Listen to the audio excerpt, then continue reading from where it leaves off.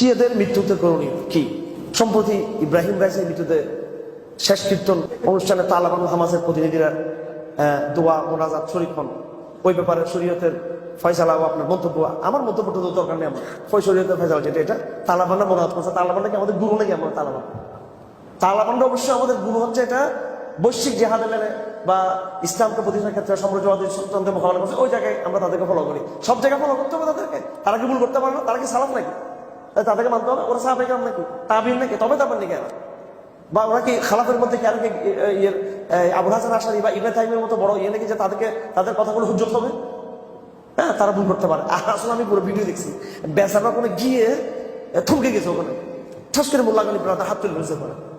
হ্যাঁ, এটা করা ছাড়া কি ছিল না, উপায় ছিল না। আদর্শিক ক্ষেত্রে তাদের সাথে আমাদের কোনো সম্পর্ক নেই। তালেবানরাও আমি যতটুকু জানি ইসলাম আশারীদেরকে মুসলমান মনে করে না।